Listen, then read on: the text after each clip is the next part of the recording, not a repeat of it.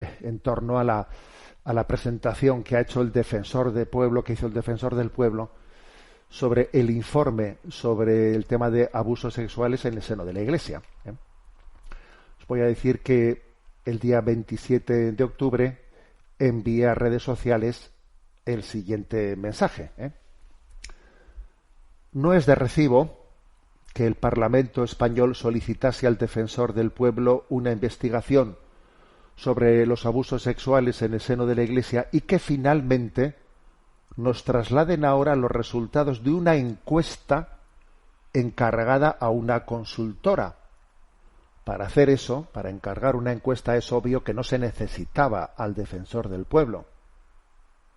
Algunos medios de comunicación extrapolan los resultados de esa encuesta al conjunto de la población española sin rigor alguno. Por ejemplo, el diario El País, falseando lo que el propio defensor del pueblo ha hecho, titula: La investigación del defensor del pueblo estima en 440.000 las víctimas de pederastia en la Iglesia de España. Cierra comillas. Pero el único dato objetivo es que el defensor del pueblo ha certificado 487 nuevos casos de abusos, ¿no? Yo me limito a manifestar dos cosas. Vamos a ver. Primera, nuestra más rotunda condena a cualquier abuso cometido en el seno de la Iglesia, unida al firme compromiso de la Iglesia de continuar tomando todas las medidas necesarias para que la Iglesia sea un ámbito seguro. Y en segundo lugar, me hago una pregunta, ¿no? ¿Por qué el Parlamento español no solicitó ni antes ni ahora investigar el resto de los casos, que por cierto son la inmensa mayoría? No parece que le interese a proteger a las víctimas.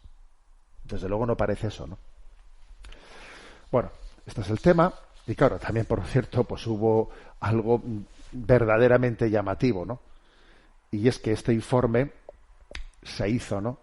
Se hizo público justo en el mismo momento, la víspera de que el presidente de gobierno, don Pedro Sánchez, manifestase públicamente, digamos, por primera vez, su decisión de llevar adelante la conocida ley de amnistía.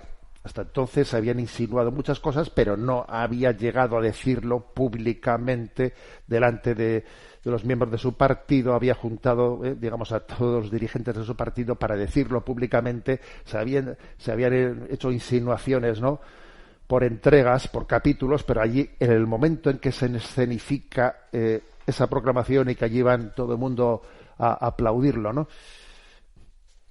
como un coro que aplaude el momento de hacerlo público. Bueno, pues justo se busca la víspera para que el defensor del pueblo haga pública, ¿no?, de manera que al día siguiente el efecto mediático pues esté aminorando o borrando ambas cosas, de manera que cuando al presidente del gobierno le tiene una comparecencia pública en la que obviamente el tema de la amnistía pues va a ser el tema clave.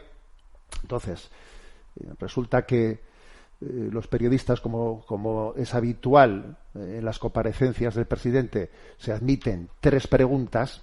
Resulta que entre las 3 preguntas ningún periodista le ha formulado la pregunta del informe del defensor del pueblo, y entonces él, claro, que precisamente lo que quiere es recurrir a eso para tapar el tema de la amnistía, aunque no le han preguntado, lo saca el presidente, ¿no?, en la rueda de prensa, repitiéndose la historia también de lo que aconteció con el caso de las inmatriculaciones, cuando resulta pues que también en el Parlamento español se pusieron a investigar las supuestas irregularidades en las inmatriculaciones de los bienes de la Iglesia.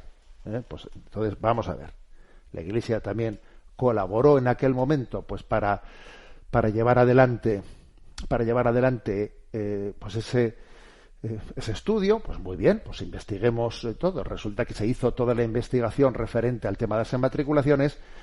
Resulta que no se encontraron incorrecciones más allá de unos 1000 casos en los que había habido errores en notaría de anotaciones de bienes, etcétera, pero ningún tipo pero en absoluto, ningún tipo de inmatriculación indebida.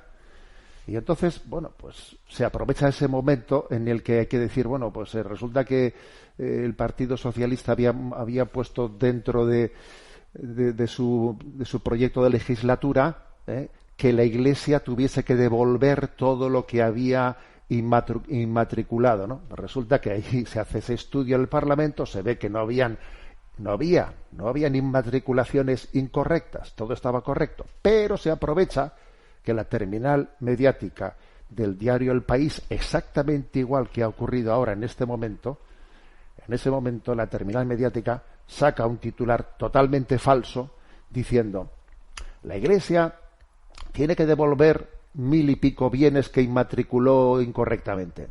Totalmente falso. Sencillamente había 1000 y pico, 900 y pico anotaciones que tenían errores, pues que si metros cuadrados o cosas por el estilo, pero no había que devolver nada. De hecho, no se ha devuelto nada porque no había nada que se hubiese adquirido incorrectamente, pero ya estaba el titular del diario El País diciendo: la Iglesia tiene que devolver 1000 y pico. Vale, en ese momento sale el presidente de gobierno teniendo el titular del País ya por delante preparado, ¿no?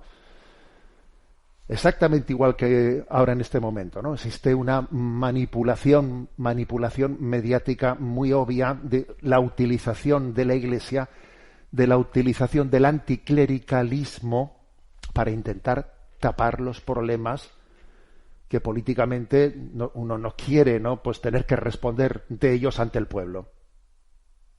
Yo tengo unos problemas políticos muy serios, ¿no? Responsabilidades de las que tengo que dar cuenta ante la opinión pública, y entonces lo que hago es, bueno, pues agitar el anticlericalismo y utilizarlo para así que se hable de otra cosa. Y la verdad es que eso, moralmente hablando, es muy grave. Es una manipulación de la opinión pública, pues muy grave, ¿no? Muy seria. Bueno, vamos a